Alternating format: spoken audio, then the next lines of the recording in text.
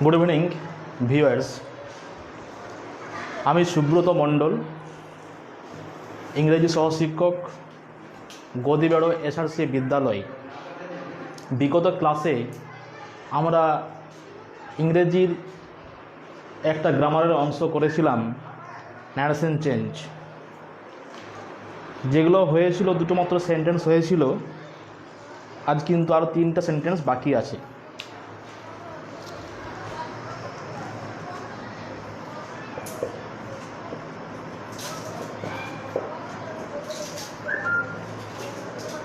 Narration change, উক্তি পরিবর্তন।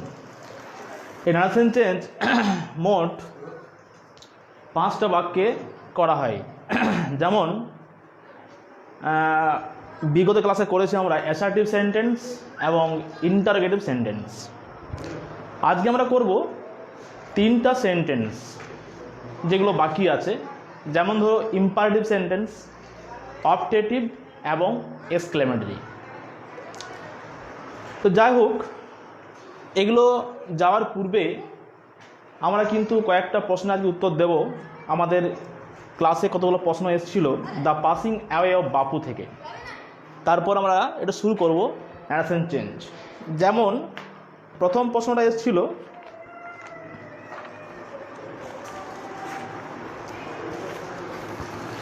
What is meant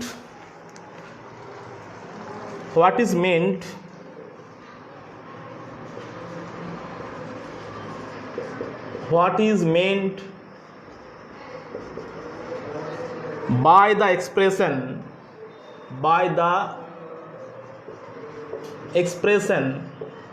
কমা আছে lost children।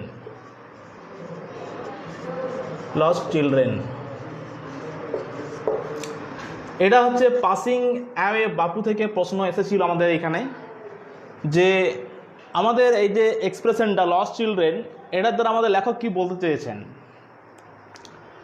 Lost children by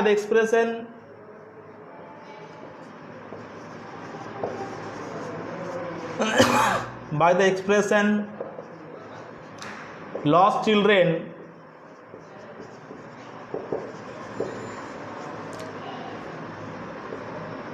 the narrator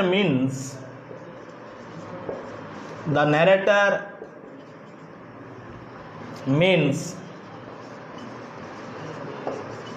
to say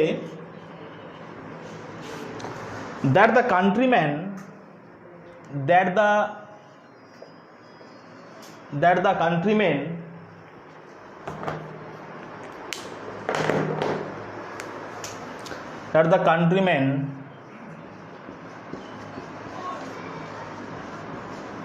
regarded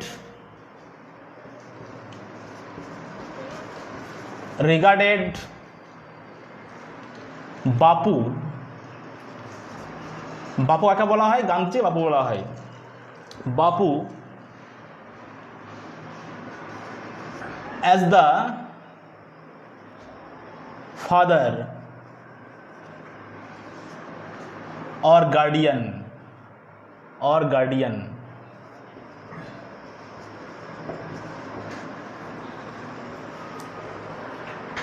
আচ্ছা, full stop দিলাম এখানে। but sudden death of him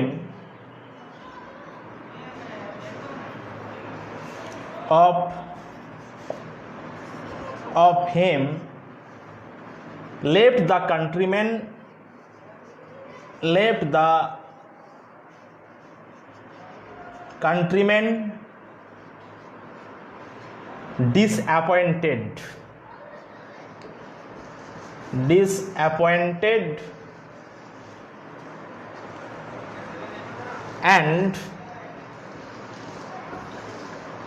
and they looked like lost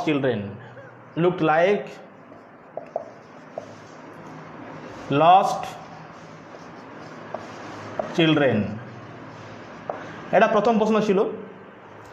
next এটা ছিল question, what was the reaction of the narrator when she got into the car।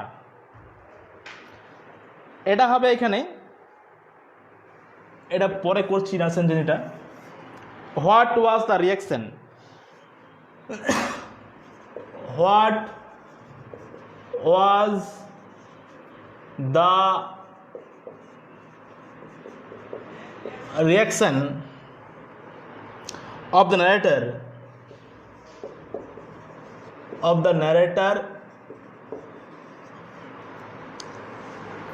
when she got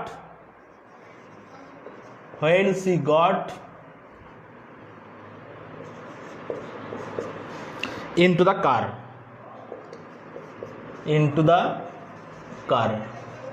যখন সে গাড়িতে চেপেছিল বিড়লা হাউসে যাওয়ার জন্য, তার প্রতিক্রিয়াটা কেমন হয়েছিল?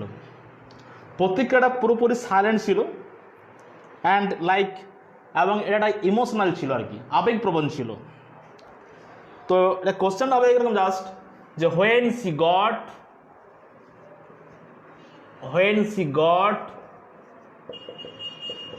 into the car কমা হবে the narrator, এই না নারেটার দোকানে সি করো, সি করলে হবে সি, অথবা নয়নতারা Sahgal, C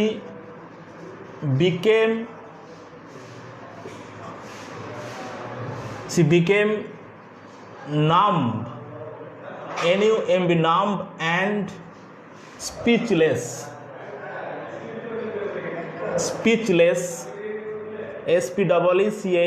speechless on hearing the news of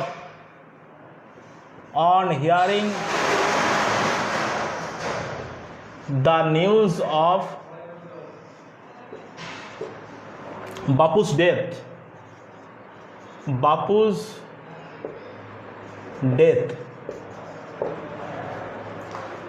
next question ছিল what made the jostling crowd come down a bit. এটা মুছছি কোশ্চেনটা। নেক্সট কোশ্চেন ছিল 3 নাম্বার, যে হোয়াট মেড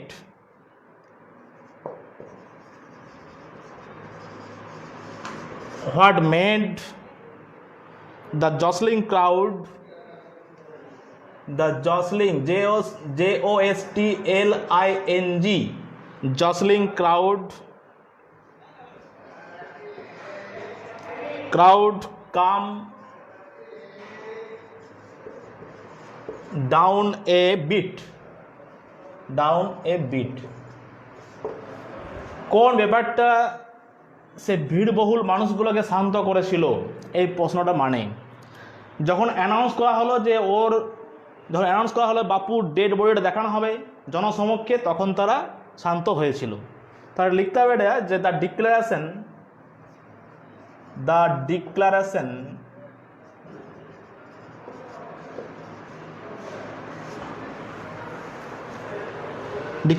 তারপর চলে এখানে যে that the dead body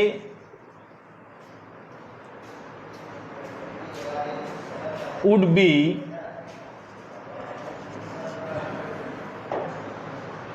showed বা shown করতে পারো, would be shown to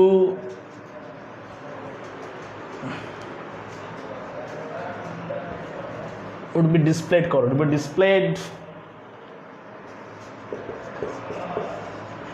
displayed to the public,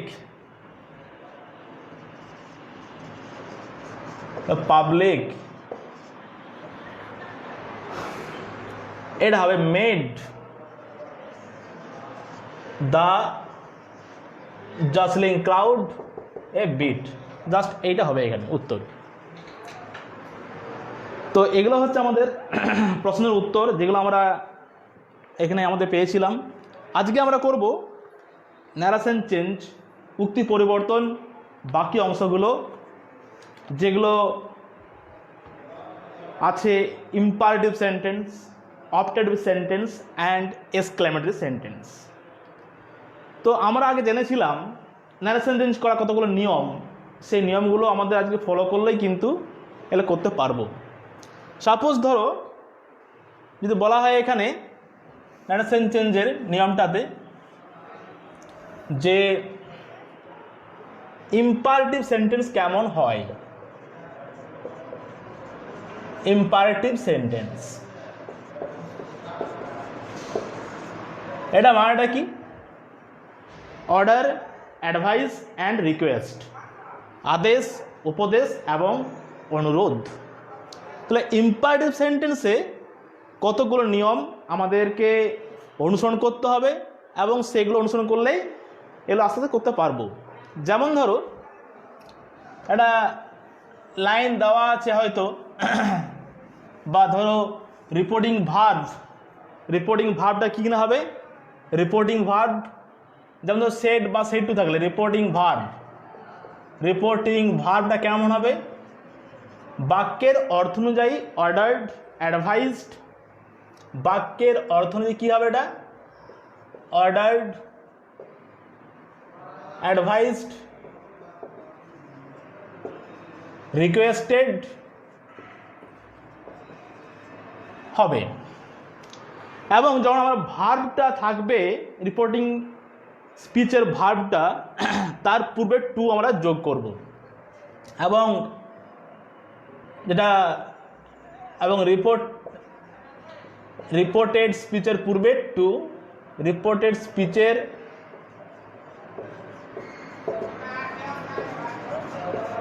পূর্বে টু যোগ করতে হবে, টু বসবে।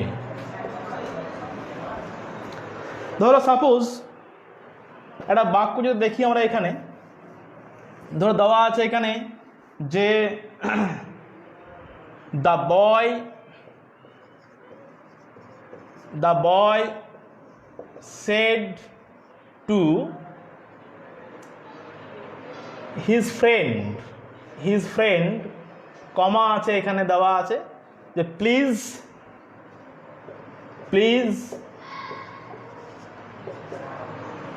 Take it now, please take it now. তাহলে the boy said to his friend please take it now, এই বাক্যটা আমরা দেখে বুঝতে পারছি কি না প্লিজ একটা কথা দেওয়া আছে যার দ্বারা একটা রিকোয়েস্টেড আমাদের রিপোর্টিং ভার্ব হবে।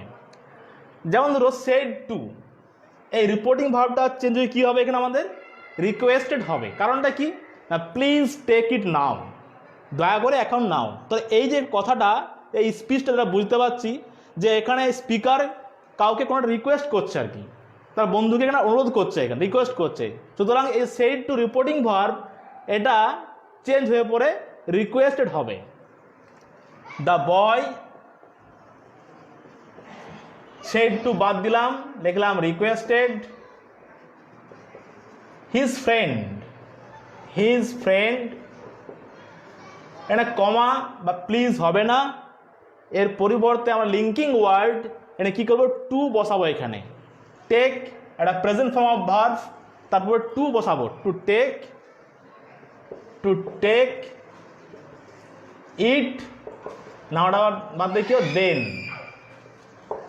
অনেকে আবার টু টেক দ্যাট দেন করে, কিন্তু এটা কোনো ব্যাপার নয়। টু বর্তমান গ্রামারে টু টেক ইট করলেও হবে আর কি। নেক্সট যদি আবার একটা এক্সাম্পল ধরি আমরা, ধরো সাপোজ এখানে দেওয়া আছে একটা আমাদের এক্সাম্পল, 2 নম্বর এক্সাম্পল। ধরো দেওয়া আছে এখানে যে দ্য ম্যান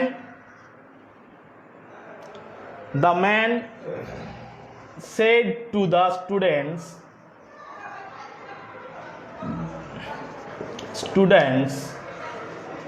কমা আছে, কোটেশন দেওয়া আছে এখানে যে don't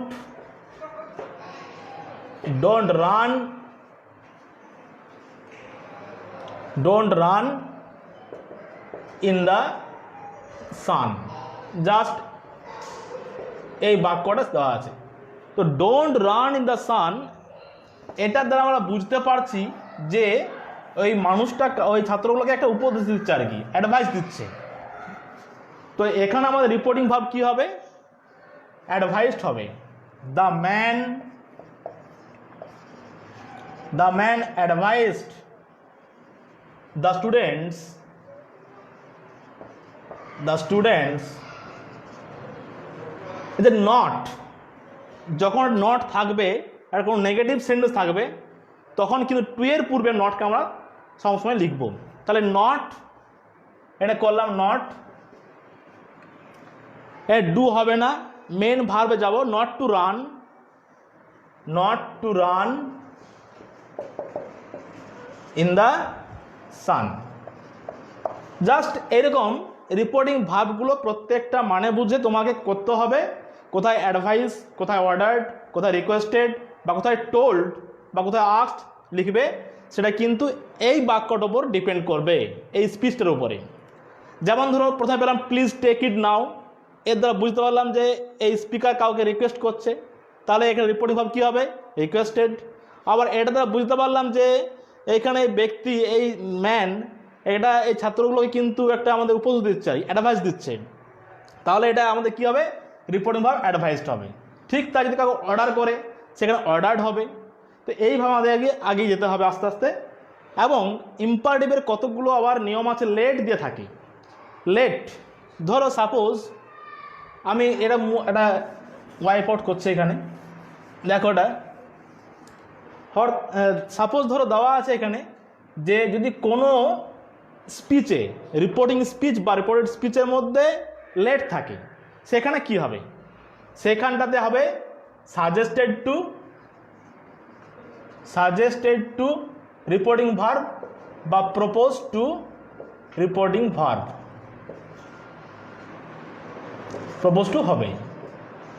আবার যেখানে আমাদের সাজেস্টেড টু, প্রপোজ টু বোঝাবে না, সেক্ষেত্রে আমরা আস্কড করতে পারি, রিকোয়েস্ট করতে পারি রিপোর্টিং ভার্ব। তাহলে এখানে আমরা একটা এক্সাম্পল নেওয়া যাক, যে এক্সাম্পলটা দ্বারা বুঝতে পারবো কোথায় সাজেস্টেড টু হবে বা প্রপোজ টু হবে। ধরো সাপোজ বলা আছে এখানে যে এটা দ্য বয় সেড দ্য, আবার বলি এখানে লেট থাকলে কি হয়? লেট থাকলে কিন্তু আমাদের কি বসবে? রিপোর্টিং ভার্ব, রিপোর্টিং স্পিচে শুড বসবে। তাহলে একটা হলো রিপোর্টিং ভার্ব থাকলে সাজেস্টেড টু হবে বা প্রপোজ টু হবে। আবার রিপোর্টিং স্পিচে বা রিপোর্টিং স্পিচে শুড ইউজ করা হবে। ধরো সাপোজ একটা বাক্য আমার দেওয়া আছে এখানে, the boy said to his friends, comma দিলাম এখানে, কোটেশন দিলাম এখানে, let us have a picnic today. আজকে আমাদের একটা চড়ুই ভাতি করা যাক। পিকনিক বাংলা চড়ুই ভাতি বা পিকনিকও অনেক বলি। তো the boy said to his friends late us have a picnic today. তাহলে আমাদের দেখো এই যে একটা ছেলে তার বন্ধুগুলোকে বলছে, অর্থাৎ তার বন্ধুকে প্রস্তাব দিচ্ছে আর কি। তো সব প্রস্তাব দেওয়া মানেটা কি? সাজেস্টেড টু হবে, তাহলে প্রপোজ টু হবে বা এটা হবে। সুতরাং কি, যখন কোনো বন্ধুকে প্রস্তাব দেয় সেটা কিন্তু অ্যাকচুয়ালি প্রপোজ টুই হবে। ধরো সাপোজ দ্য বয়, এখানে আমরা সাজেস্টেড টু না লিখে প্রপোজ টু করবো, অর্থাৎ সমগোত্রীয় দ্য বয় তার বন্ধুগুলোকে বলছে। যখন কোনো আর কি বড় ছোটকে বলবে, এটা কি হবে? সাজেস্টেড টু হবে। The boy proposed two his friends. দেখো এইখানে কিন্তু আমাদের লিঙ্কিং ওয়ার্ড টু হবে না, এখানে লিঙ্কিং ওয়ার্ড দ্যাট হবে। এখানে দ্যাট হবে, অ্যাসার্টিভ সেন্টেন্সের মতো দ্যাট হবে। দ্যাট করলাম এখানে। লেট আস মানে কে বলছে? দ্য বয় এবং তার বন্ধুরা সবাইকে বলছে এখানে। তাহলে আসটা উই করলাম, উই করার পরে দে করতে হবে। যেহেতু এটা আমাদের করতে হচ্ছে কি, প্রত্যক্ষ থেকে পরোক্ষ করতে হচ্ছে, ফ্রম ডাইরেক্ট টু ইনডাইরেক্ট, এবং সেই জন্য এই আজকে আমরা এখানে দে করবো। আজ থেকে উই করলাম, যে দে হলো আর কি। যদি আমরা কথাটা ঘুরিয়ে বলি, পরোক্ষভাবে বলি, তাহলে কী হবে? ছেলেটা তার বন্ধুগুলোকে প্রস্তাব দিয়েছিল যে তারা, সেই ক্ষেত্রে দ্যাট দে, অর্থাৎ আজটাকে উই করলাম, উই করার পর দে করতে হবে। আমাকে কিন্তু পরোক্ষভাবে করতে গেলে জাস্ট এভাবে বলতে হবে আর কি। দ্য বয়, ছেলেটা তার বন্ধুগুলো প্রস্তাব দিয়েছিল যে তারা, দে করলাম এখানে। তাহলে লেট মানে কি হবে? শুড হবে, দ্যাট দে শুড। এরপর হবে কি এখানে? শুডের পর লেখা আছে হ্যাভ, দ্যাট শুড হ্যাভ হবে, they should have, a picnic, a today change হবে আমাদের নিয়ম অনুযায়ী দ্যাট ডে। ঠিক তাই এরকম অনেকগুলো সেন্টেন্স থাকলে পরেও যখন লেট থাকবে সেখানে প্রপোজ টু বা সাজেস্টেড টু ইউজ করা হবে। আবার অনেক ক্ষেত্রে আমাদের প্রপোজ টু বা সাজেস্টেড টু আমরা ইউজ করতে পারি না। যেমন ধরো একটা বাক্য দেওয়া আছে এখানে, যে বাক্যটা দেওয়া আছে কি এখানে, যে বলা আছে হয়তো যে the student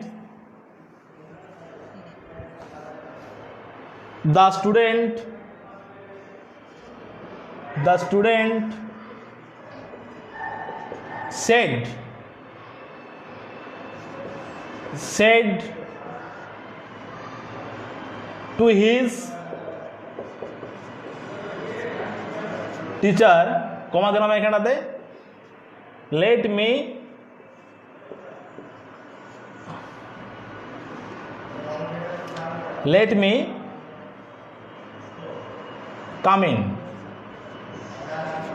come in,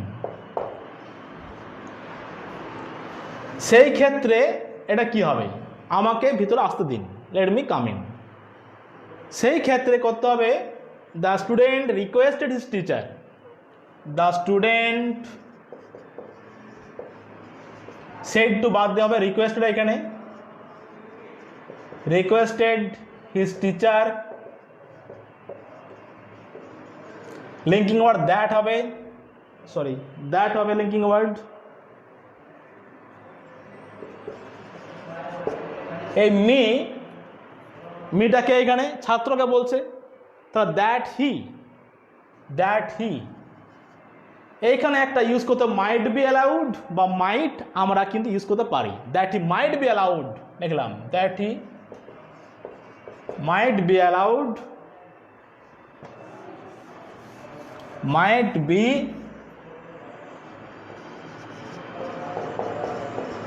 allowed to come in.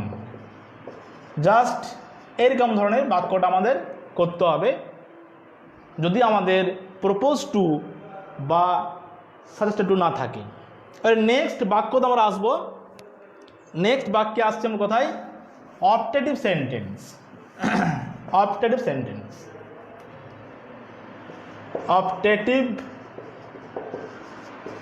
Sentence.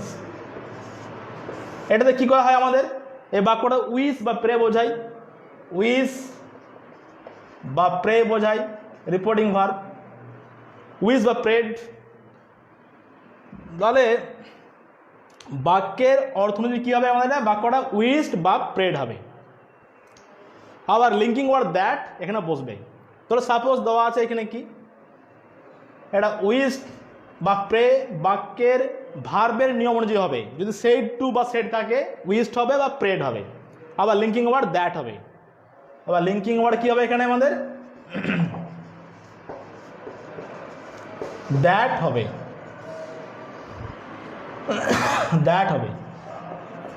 ধর সাপোজ দেওয়া আছে বাক্য এখানে, দ্য সেন্ট, SAINT, সেন্ট সাধু, the saint said to me, comma দেওয়া আছে, কোটেশন দেওয়া আছে এখানে, may God bless you, may God bless you. The saint said to me may God bless you. এই বাক্যটা কি হবে না আমরা দেখি এখানে যে এই বাক্যটাতে কি বলতে চাইছে, মে গড ব্লেস ইউ, ভগবান তোমার মঙ্গল করুক। অর্থাৎ কি এখানে উইশটা হবে না, প্রেটা হবে। যেহেতু গডের কথা উল্লেখ আছে এখানে, তাই প্রেকে আমরা প্রেড করব। তাহলে the saint said to change হয়ে হবে প্রেড। এখানে মিটা এখানে করব না, যেহেতু মি এখানে এই যে ইউ দেওয়া আছে, ইউ এবং মি একটা ব্যক্তিকে বলছে, একবার ডাইরেক্ট ও এখানে গিয়ে চেঞ্জ করবো, ওকে। প্রেড দ্যাট, এখানে লিঙ্কিং করে দ্যাট হবে। মে গড ব্লেস ইউ, এখানে কর্তাকে গড, তাহলে গডকে প্রথম লিখলাম এখানে গড। মে পাল্টে পরে কি হবে, মাইট ব্লেস, এটা বলছে এটা মি, তাহলে মিটা এখানে মি হবে।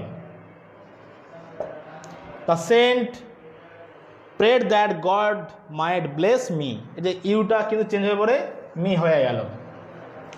সুতরাং আমাদেরকে অপটেটিভ সেন্টেন্স জাস্ট এভাবে করতে হবে। আরেকটা এক্সাম্পল নেওয়া যাক, যেখানে উইশ বোঝাচ্ছে। ধরো দেওয়া আছে এখানে একটা সেন্টেন্স, 2 নম্বর দেওয়া আছে যে the old man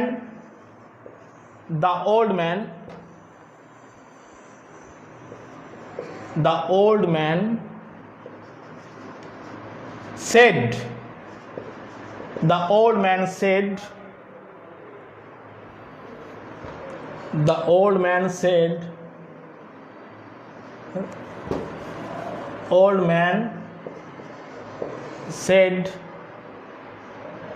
দিয়ে এখানে লিখলাম, এখানটাতে কমা দিলাম, কোটেশন দিলাম এখানে, may you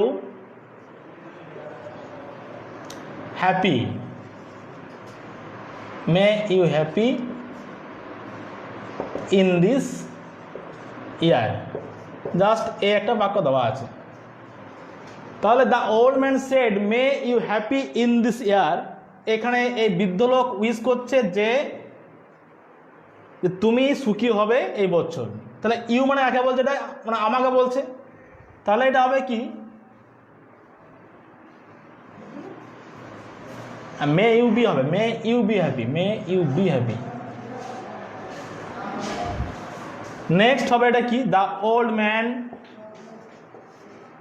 man wished that, এই যে ইউ মানে আমাকে বলছে, আই, মেয়েটা আছে যে মাইট হবে, যেহেতু সেড ডু বা আমাদের উইশ দেওয়া আছে, wished, I might be happy in that year.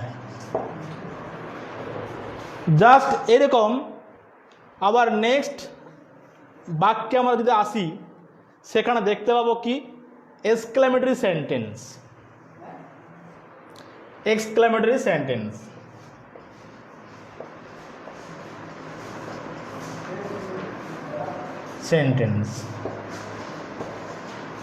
এর বাংলাটা কি, বিস্ময়বোধক বাক্য, এক্সক্লেমেটরি সেন্টেন্স।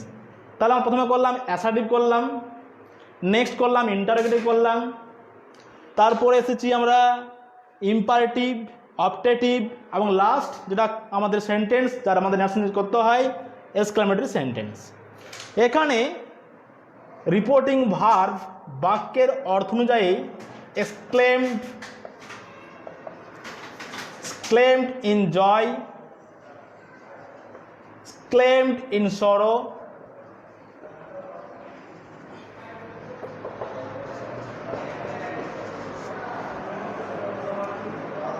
বা এক্সক্লেমড ইন ডেসপেয়ার, এসবগুলো হয়। ধরো সাপোজ, এবং লিঙ্কিং ওয়ার্ড কী হবে, লিঙ্কিং ওয়ার্ড দ্যাট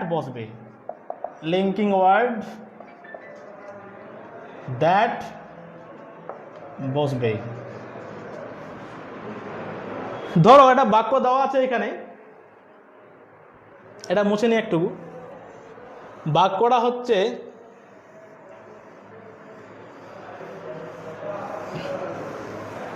এটা কিন্তু exclamatory sentence, exclamatory sentence.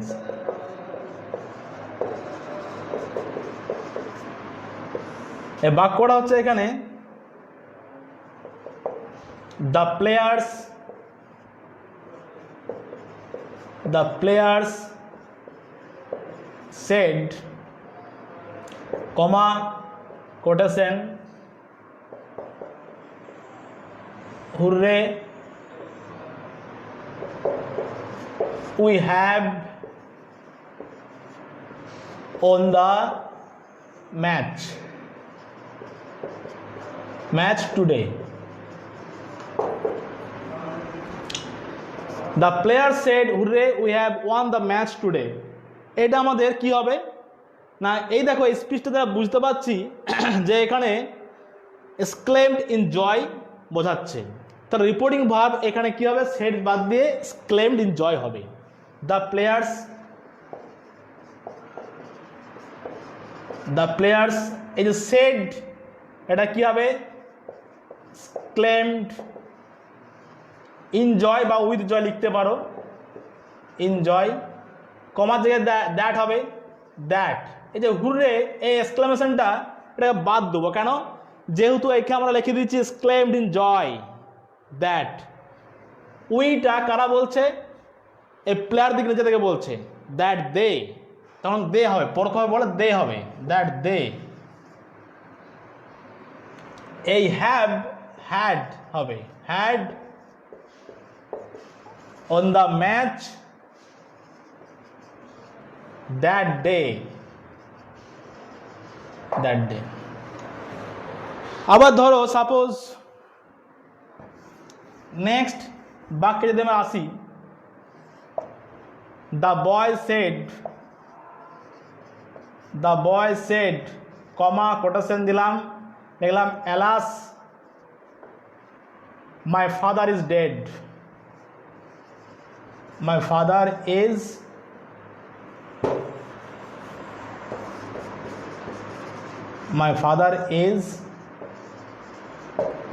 dead। দেখো এটা বলছে দ্য বয় সেড অ্যালাস, হাই আমার বাবা মারা গেছে, তাহলে কি হবে, নিশ্চয়ই এটা দ্বারা বুঝতে পারছি এক্সক্লেমড ইন সরো হবে, যেহেতু এই বাক্যটা দ্বারা আমরা বুঝতে পারছি যে তার আবেগটা কেমন, দুঃখের সঙ্গে। The boy exclaimed in sorrow বা উইথ সরো, এই যে কমা আছে লিঙ্কিং করে দ্যাট লিখবো আমরা এখানে, দ্যাট মাই ফাদার মানে আগে বলছে, এই ছেলেটা আগে বলছে, তাহলে that his father was dead. এরকম প্রত্যেকটা স্পিচের মানে বুঝে আমাদেরকে রিপোর্টিং ভার্ব ইউজ করতে হবে, এবং যে নিয়মগুলো আমাদের আছে ন্যারেশন চেঞ্জে, সেই নিয়মগুলো ফলো করলে আমাদের প্রত্যেকটা ন্যারেশন চেঞ্জ করতে পারবো ইজিলিভাবে। এবং শুধুমাত্র এটা একদিনে হবে না, এটা কন্টিনিউয়াস প্র্যাকটিস করতে হবে। যে নিয়মগুলো বলেছে আগের ক্লাসে এবং আজকে যেগুলো করালাম, সেই নিয়মগুলো ফলো করে পরে প্রত্যেকটা আমাদের স্পিচ ধরে ধরে প্র্যাকটিস করতে হবে, প্রত্যেকটা সেন্টেন্স ধরে প্র্যাকটিস করতে হবে। সুতরাং আমাদের এগুলো তখনই সম্ভব হবে প্রত্যেকটা পারফেকশনে নিয়ে আসা, যখন প্র্যাকটিসটা করতে পারবো পুরোপুরিভাবে। যাই হোক, আজকে আমাদের 5টা বাক্য করলাম, শেষ করলাম narration change, assertive sentence, interrogative, imperative, optative and exclamatory. এখন আমাদের গ্রামারটাই চলবে কিছুদিন ধরে। নেক্সট ক্লাসে হয়তো আমরা করব একটা গ্রামারের অংশ, হয়তো ক্লজ বা অন্য কিছু টপিক ধরতে পারি। তো আমরা গ্রামারের অংশ করলাম voice change, narration change, subject verb agreement, এবং হয়তো সামান্য কিছু করেছি, স্প্লিট করেছি। আবার হয়তো নেক্সট ক্লাসে করতে পারি ক্লজ।